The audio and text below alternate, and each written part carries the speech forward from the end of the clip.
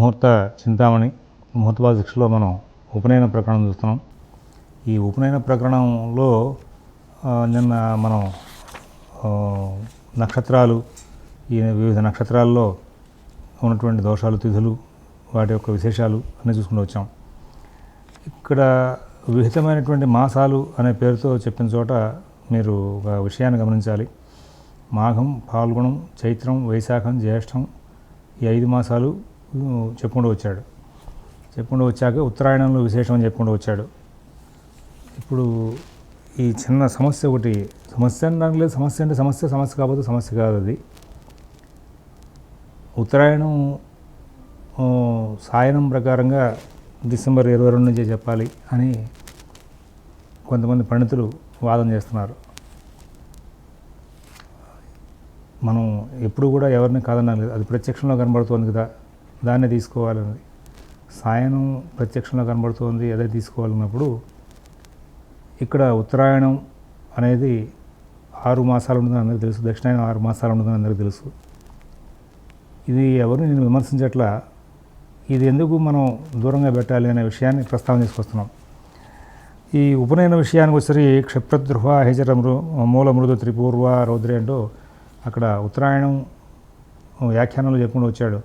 ఉత్తరాయణం చెప్పుకుంటూ వచ్చి వ్యాఖ్యానకర్త మాఘ, పాల్గొన, చైత్ర, వైశాఖ, జ్యేష్ఠాలు అందరికీ కూడా మరి సాధారణంగా ఉపనయన కాలం అని చెప్పుకుంటూ వచ్చి అందులో వశిష్ఠుల వారు, కశ్యపుల వారు చెప్పుకుంటూ వచ్చారు అని చెప్పుకుంటూ వచ్చాడు.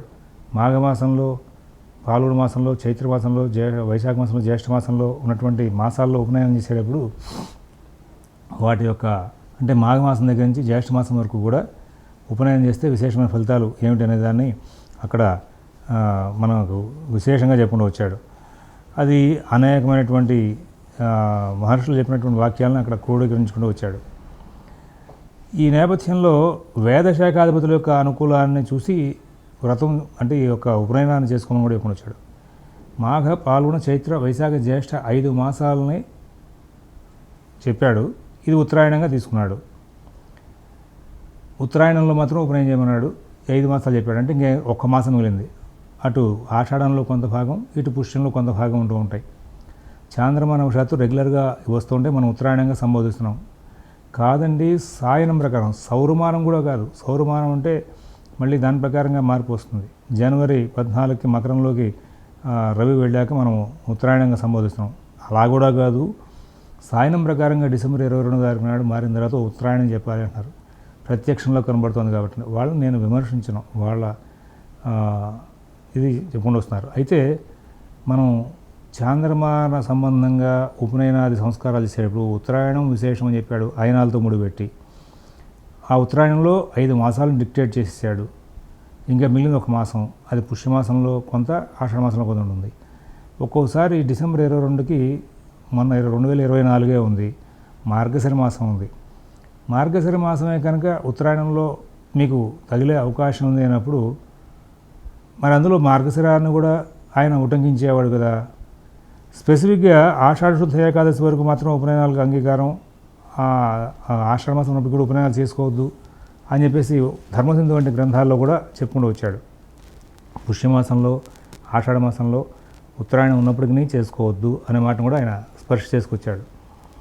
అంటే ఇక్కడ 5 మాసాలని నిడివిని వశిష్ఠ, కశ్యప ఇట్లాంటి సంహితల్లో ఉన్నట్టుగా మనకి చింతామణి, చింతామణి పీయూషధార వ్యాఖ్యానం తెలియజేస్తోంది. అంటే సైంటిఫిక్గా ఎదురుకుండా కనబడుతున్న అంశాన్ని మీరు ఎందుకు కాదంటున్నారు అని వాళ్ళు వాదన చేయడంలో నేను కాదన్ను. ఎదురుకుండా కనబడుతుంది కాబట్టి వాళ్ళు అట్లా వాదించేసి తప్పలేదు.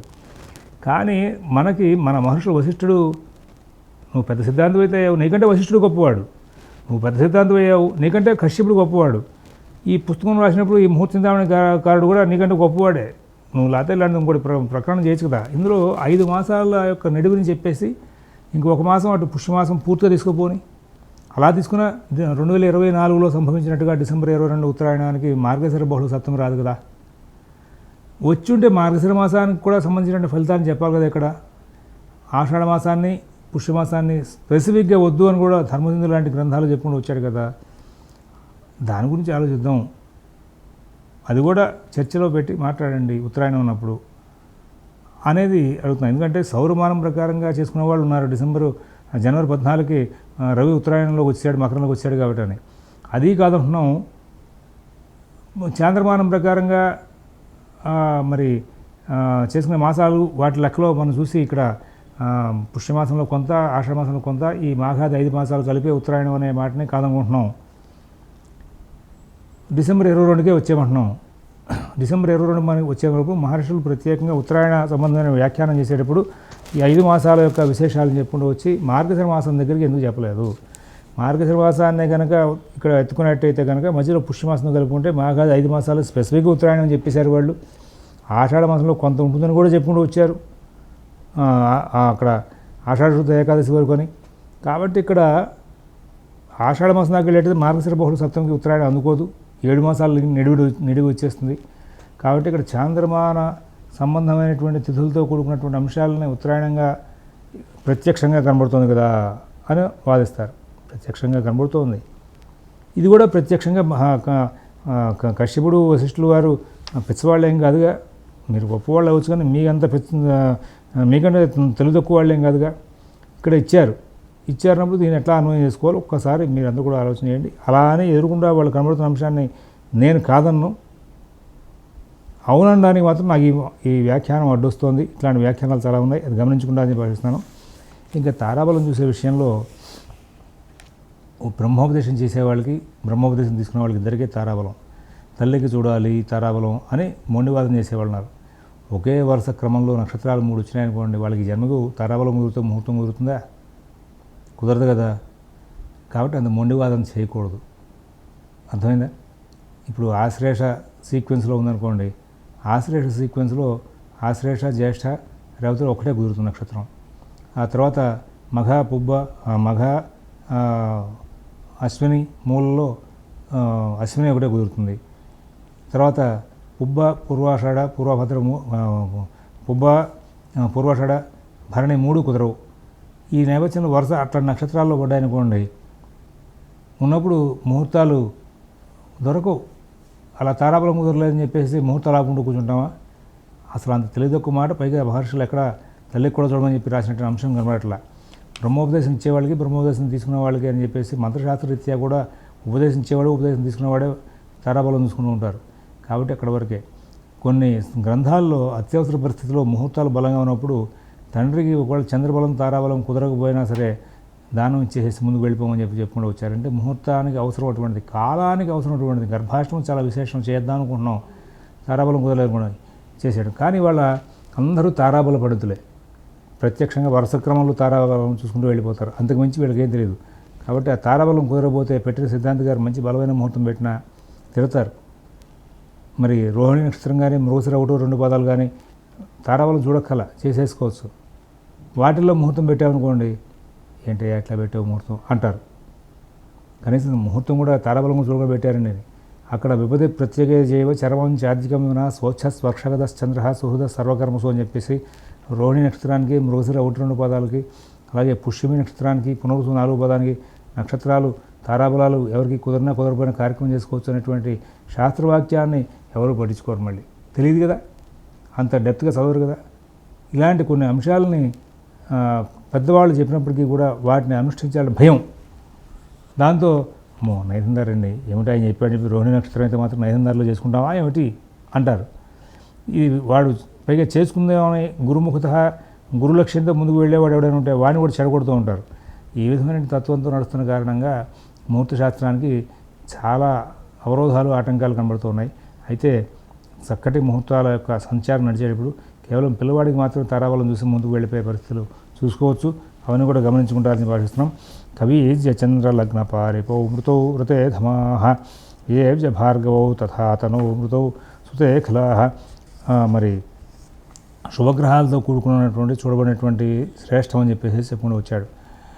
ఈ లగ్నం ఏ లగ్నం పెట్టాలయా అంటే ఈయన చాలా సింపుల్గా ఒకటే మాట ఎత్తేసాడు. ఏమిటి అంటే శుభగ్రహ సంబంధమైనటువంటి లగ్నాలు, శుభగ్రహాలతో సంబంధం ఉన్నటువంటి లగ్నాలు, శుభగ్రహాలతో కూడుకున్నటువంటి లగ్నాలు, శుభగ్రహాలు చూడబడుతున్న లగ్నాలు తీసుకోమని చెప్పేసి చెప్పుకుంటూ వచ్చి వశిష్ఠులు వారు కూడా ఇదే చెప్పారయా అని కూడా చెప్పుకుని వచ్చాడు. అంటే లగ్నానికి శుభగ్రహాల యొక్క సంబంధం ఎక్కువగా ఉన్నటువంటి ఆ వాక్యాన్ని నారద సంహితలో కూడా అదే చెప్పుకుంటూ వచ్చారు.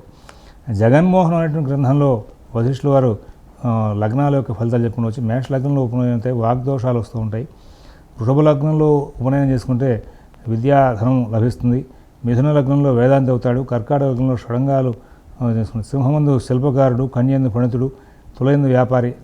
అసలు ఆ లగ్నాల దగ్గరికి వెళ్ళం కదా, వాటిని ఎందుకు చెప్పుకుంటూ వచ్చారు?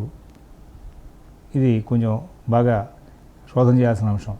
కారణం ఏంటంటే మిథునంలోకి రవి వచ్చేసిన తర్వాత సింహం వరకు చేసుకొస్తాం, మరి అది కూడా ఉత్తరాయణంలో ఉంది కాబట్టి. ఆ తర్వాత మనం కన్యా లగ్నం దగ్గరికి వెళ్ళాం, ఎందుకంటే కర్కాటకంలోకి రవి వస్తే మూడో లగ్నం కర్కాటకం, అక్కడి నుంచి మనకి పనికిరాదు. కానీ తులయందు వ్యాపారి, వృశ్చికందు ఆయుధంచే బతికేవాడు, ధనస్సు పూజుడు అని ఉండేవాడు. మకరంలో శూద్ర అవుతుంది, మకరంలో రవి ఉండగా ఉత్తరాయణం ప్రారంభమవుతుంది. మకరంలో రవి ఉండగా ఉత్తరాయణం ప్రారంభమైనప్పుడు ఆ లగ్నాన్ని అసలు మనం తీసుకోం కదా, లగ్నంలో రవి ఉండగా ఉపనయనం చేయం కదా. కుంభంలో రవి కూడా మనం రెండో రకంగానే తీసుకుంటున్నాం. కారణం ఏంటంటే కుంభంలో మకరంలో రవి ఉండగా కుంభలగ్నానికి చేయాలంటే రవి వేరును పడుతూ ఉంటాడు కాబట్టి అనేటువంటి అంశం. కాబట్టి ఇక్కడ కుంభలగ్నానికి విశేషం చెప్పాడు. వేరులో రవి ఉన్నప్పుడు కూడా మిగతా గ్రహాల యొక్క బలం బాగున్నప్పుడు రవికి పెద్దగా ఇబ్బంది లేదు కాబట్టి శాంతి చేసుకోవచ్చు అనేటువంటి మాట కొంతమంది పాటిస్తుంటారు. మకరంలో రవి ఉండగా మాఘమాసం కుదిరి కుంభలగ్నానికి కనుక ముహూర్తం దొరికితే ఒక్కొక్కసారి చేసుకునే అవకాశం వస్తుంది. సరే, ఇక్కడ ప్రధానంగా మన వాళ్ళు మీనం, తర్వాత వృషభం, మిథునం, కర్కాటకం ఈ 4 లగ్నాల మీదే ఎక్కువగా డిపెండ్ అయ్యి ఉపనయన ముహూర్తాలు తీసుకుని ఉంటారు. మిగతా విషయాలను మీరు ఎట్లా ప్రస్తావన చేసినప్పటికీ కూడా లగ్నానికి శుభగ్రహాల యొక్క వీక్షణ ఉందా లేదా, లేదా శుద్ధిగా ఉందా లేదా అనేటువంటి చూసి దాని ప్రకారంగా దాని యొక్క బలాబలాలు నిర్ణయం చేసుకుంటూ ముందు వెళ్ళాలి. ఫస్ట్ స్టెప్ లగ్నంతో మొదలెట్టుకోవాలి. ఈ లగ్నానికి శుభగ్రహాలైనా చూస్తూ ఉండాలి, లేదా లగ్నానికి గ్రహ సంబంధం లేకుండా శుద్ధిగానే ఉండాలి. 6-8 స్థానాలందు శుక్ర గురు చంద్రులు లగ్నాధిపతి ఉన్నచో గొప్ప కీడు కలుగుతున్నాడు. అంటే 6-8 స్థానాలు వీలైనంత వరకు ఈ యొక్క శుభగ్రహాలంటే గురు శుక్ర చంద్ర పెట్టుకోవద్దని చెప్పేసి. అంటే ఇక్కడ చంద్రో మాతా పితా సూర్య ప్రాణాశ్చైవ బృహస్పతి తస్మాత్ బలత్రయం భావ్యం లగ్నేవా గోచరేపివా అంటాడు. చంద్రబలం, మాతృకారకుడైన చంద్రుడి యొక్క బలం కావాలి, ప్రాణకారకుడైనటువంటి బృహస్పతి బలం కావాలి, ఉపనయనంతో విద్య వస్తుందని చెప్పి ఆశిస్తూ ఉంటాం కాబట్టి విద్యాకారకుడైనటువంటి గురువు యొక్క బలం కావాలి అని చెప్పి వచ్చాడు. అయితే ఇక్కడ శాఖాధిపతుల యొక్క బలాలు చూసుకోవాలి, వేదాధిపతుల యొక్క బలాలు. అర్గ్వేదాధిపతిర్జీవో యజుర్వేదాధిపతి స్థిత సామవేదాధిపో భౌమః అని చెప్పుకుంటూ వచ్చాడు. తర్వాత బుధుడు అథర్వవేదానికి. ఇక్కడ గురువు యొక్క బలం ఉపనయనానికి సంబంధించి అందరికీ అక్కర్లేదు. అయితే గురువు కామన్గా ప్రాణకారకుడు కాబట్టి ప్రాణాశివ బృహస్పతి అన్నారు కాబట్టి అందరికీ కూడా ప్రాణ సంబంధమైనటువంటి కారకుడైనటువంటి గురుబలం కావాల్సిందే అనే మాటని హైలైట్ చేశారు చివరికి మళ్ళీ ఫైనల్గా. వేదాధిపతుల్లో ఋగ్వేదానికి సంబంధించి గురువు యొక్క బలం, ఋగ్వేద ఉపనయనం చేసుకున్న వాళ్ళకి చాలా బలం చూసుకోవాలి. యజుర్వేద శాఖ వాళ్ళు మరి శుక్రబలాన్ని బాగా చూసుకుని దాన్ని బట్టి ముందుకు వెళ్ళాలి. ఇక్కడ ఈ 6, 8, 12 స్థానాల్లో ఈ చంద్ర శుక్ర గురు అలాగే పడకూడదని, ఈ వేదాధిపతి అక్కడ ఉండకూడదని, వేదం యొక్క ఏమంటే మా అబ్బాయిని ఇంగ్లీష్ చదువులో పెడతామని వేదాధిపతి బలం లేకపోతే ఏమైంది అదే మీరు అడగచ్చు. అయినప్పటికీ కూడా నువ్వు వేదం చదువుకోకుండా వేదమంత్రాలతో సంబంధించిన కార్యక్రమాలు చేసుకోకుండా ఈ జన్మను అడగకూడదు. కాబట్టి ఎంతో కొంత సంధ్యావన మంత్రాలైనా మళ్ళీ ఉపాకర్మనాడు బ్రహ్మయజ్ఞం చెప్పుకున్నా అందులో అయినా సరే ఈ వేదమంత్రాలను చెప్పుకోవాల్సి వస్తుంది. కాబట్టి నీ యజుశాఖ వాడివి కాబట్టి నీకు శుక్రబలం కావాల్సిందే. అలాగా తీసుకుంటూ ముందుకు వెళ్ళాలి. ఇక్కడ వ్రతబంధేష్ట షడ్రిపవర్జితా శోభనాశుభా త్రిషడాయే ఖరాహ పూర్ణగో గర్కస్థో విధిస్తనో. శుభగ్రహాలు 6, 8, 12 స్థానాల్లో ఉంటే శుభం కాదు. ఈ 3, 6, 8, 12 స్థానాల్లో షష్ఠాష్టరిప స్థానాల్లో ఎప్పుడు కూడా ఏ ముహూర్తానికి కూడా ఎక్కడ గ్రహాలు ఉండకుండా ఉండేట్టుగా చూసుకోమని చెప్పి చెప్తూ ఉంటారు. 3, 6, 11 స్థానాల్లో మంచిది అని చెప్పేసి పాపగ్రహాలు ఉండ మంచిదని చెప్పుకుంటూ వస్తారు. అది గమనించుకోవాలి. ఇది ప్రతి ముహూర్తానికి అంతేనండి. 3, 6, 11 స్థానాల్లో పాపగ్రహాలు ఉండాలి, 6, 8, 12 స్థానాల్లో శుభగ్రహాలు ఉండకూడదు. అలాగంటే ఈ ముహూర్తాన్ని మనం ప్రస్తావన చేసుకుని ముందుకు వెళ్ళాలి. ఇది ప్రతి విషయంలో కూడా అంతే. లగ్నానికి 8వ ఇంటి కానీ పాపులు ఉంటే కనుక వటువుకి మరణం. ఇక్కడ లగ్నానికి పాపగ్రహాలు అసలు సంబంధం ఉండకూడదు, లగ్నంలో ఉండకూడదు, 7వ ఇంట్లోనూ ఉండకూడదు. ఇది అన్ని లగ్నాలకి అన్ని రకాల ముహూర్తాలకి అంతే. అలాగే ఈ ఉపనయన ముహూర్తానికి అష్టమ శుద్ధి విశేషం కాబట్టి అష్టమంలో పాపగ్రహాలు ఉండకూడదు. ఒక తప్పనిసరి పరిస్థితి అయితే కనుక ఇంకా ఏం దొరకనప్పుడు ఒకటో ఆరో శుభగ్రహం పెడితే చూసి చూడడం ముందుకు వెళ్ళచ్చు. మిగతా గ్రహాలని బలంగా ఉన్నప్పుడు, మిగతా అన్ని అంశాలు బాగా ప్రస్థానం కుదిరినప్పుడు, బాగా కుదిరింది అనుకున్నప్పుడు ఒకవేళ ఏదో ఒక చిన్న గ్రహం ఒక గ్రహం వెళ్ళి అష్టమంలో పడింది అంటే శుభగ్రహం శుద్ధిస్థానే శుభ సంయుక్తే శుద్ధాదీని నశోదయతని దైవజ్ఞ విలాసం చెప్పిన వాక్యం ప్రకారంగా శుద్ధిస్థానం అష్టమస్థానంలో శుభగ్రహం కదా, అది ముందుకు వెళ్ళచ్చు. కానీ వీళ్ళంతవరకు 6, 8, 12 స్థానాల్లో శుభగ్రహాలు లేకుండా ఉండడం అనేది చాలా గొప్పదైనటువంటి విషయంగా పరిగణన తీసుకోవాలి. అసలు 8లో పాపగ్రహాలు కూడా ఉండకూడదు. అలాగే వీళ్ళంతవరకు వ్యయంలో పాపగ్రహాలు కూడా ఉండకుండా ఉండేలాగా ముహూర్తాలు చేసుకుంటూ ముందుకు వెళ్ళాల్సిన అవసరాలు బాగా గోచరిస్తూ ఉన్నాయి. సరే, 3, 6, 11 స్థానాల్లో ఒకవేళ పాపగ్రహాలుగా పాపలుంటే లాభం ఉన్నారు కదా, ఇతర స్థానాల్లో కనుక ఉండే జడత్వం అవుతుంది. చంద్రుడు క్రూరగ్రహాలు లగ్నం ఉంటే పనికిరాదు. చంద్రుడు లగ్నంలో ఉన్నప్పుడు ఆయనకి ఇంకా పాపగ్రహాలు కూడా కలిసినట్టు దోషం ఎక్కువ అవుతుంది. ఏ గ్రహం కూడా 8వ ఇంట్లో పనికిరాదు అని చెప్పేసి చెప్పుకుంటూ వచ్చాడు. వేయంలో కూడా శుక్రుడు ఉండరాదు. ఈ శుక్రుడు చంద్రుడు లగ్నాధిపతి 6వ స్థానంలో ఉపనయన విద్యారంభంలో ఉండవచ్చును.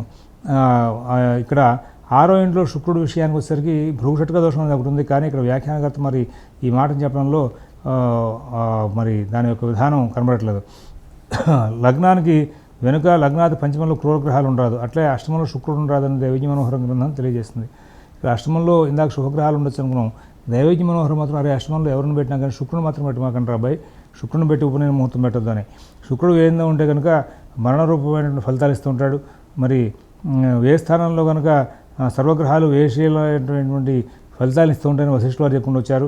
కాబట్టి భావానికి సంబంధించినటువంటి ఫలితాలు వచ్చే అవకాశం కారణంగా వ్యయ స్థానంలో వీళ్ళందరూ గ్రహాలు లేకుండా చూసుకోమని చెప్పేసి వేముందు రవికుజులను లేక రవికుజులు చూస్తున్నాను ఆచార్యుడికి కంటి చూపు పోతుందని చెప్పుకుంటూ వచ్చాడు. ద్వాదశస్థం రవింభౌమ పశ్చిన్నాచార్య నేత్రహూతం అని చెప్పేసి మనకి ముహూర్తర్పణ కూడా వస్తుంది. ద్వాదశంలో రవిని పెట్టద్దు, పెట్టి ముహూర్తం పెట్టద్దు అని చెప్తూ ఉంటాడు. మిగతా గ్రహాల యొక్క యాక్టివేషన్ కనుక బాగుంది అన్నప్పుడు ఒకవేళ అవసరమైతే కనుక వ్యయంలో రవిని పెట్టి ముహూర్తం పెట్టేటువంటి అంశాన్ని ప్రస్తావన చేసుకుని వచ్చారు మన వాళ్ళు.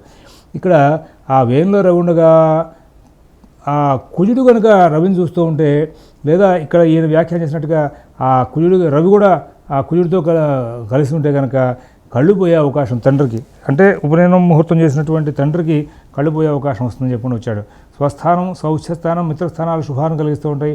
ఆ అశుభస్థానం విశేషించే ఆచార్యుడికి కూడా కీడు కలిగే అవకాశం ఉందని చెప్పేసి వశిష్ఠులు వారు చెప్పి వచ్చారు. అంటే వ్యయంలో ఉన్నటువంటి రవి కుజుల మూలంగా ఆచార్య భటులందరికీ కూడా ఇబ్బంది వచ్చే అవకాశం ఉందని చెప్పేసి చంద్రుడి నుండి 3, 6, 8 స్థానాల్లో ఏదో ఒక దానిలో శుభగ్రహం ఉంటే అధిసంజ్ఞ యోగం ఉంటారు. బ్రాహ్మణోపనయన శుభం ఇది. కేంద్ర త్రికోణాల్లో గురువు రవి శుక్రులు వ్యయంలో ఉండరా, రెండింట బుధులు ఉండవు. ద్విజాతులు అంటే ఉపనయనానికి సంబంధాన్ని శుభమని వశిష్ఠులు మరలా చెప్పుకుని వచ్చారు. మేష, వృషభ, కర్కాటకాలు వరుసగా కుజ, శుక్ర, చంద్రులు ఉంటే మిథునమందు ఉపనయనం ద్విజాతులకు యోగాన్ని ఇస్తుంది. శుక్లపక్షమందు మరి చంద్రుడు కర్కాటకమందు, వృషభమందు ఆ లగ్నాలు శుభాన్ని ఇస్తూ ఉంటాయని చెప్పుకుని వచ్చాడు. మరి బ్రాహ్మణులకి గురు శుక్రులు, క్షత్రియులకి రవికుజులు, వైశ్యులకి చంద్రుడు, శూద్రులకి బుధుడు, చండాలాదులకు ప్రతిలోమ కులాలకి శని అధిపతులు అవుతున్నారని వరాహ వారు చెప్పుకుని వచ్చారు. అర్గ్వేదానికి గురువు, యజుర్వేదానికి శుక్రుడు, సామవేదానికి కుజుడు, అథర్వణ వేదానికి బుధుడు శాఖాధిపతులు అవుతున్నారు. కాబట్టి వాళ్ళ బలాలు చూసుకుంటూ ముందుకు వెళ్ళమని చెప్పేసి ప్రత్యేకించి వచ్చారు. మిగతా అంశాలని రేపటి రోజు మరొక అంశంలో చూద్దాం. స్వస్తి.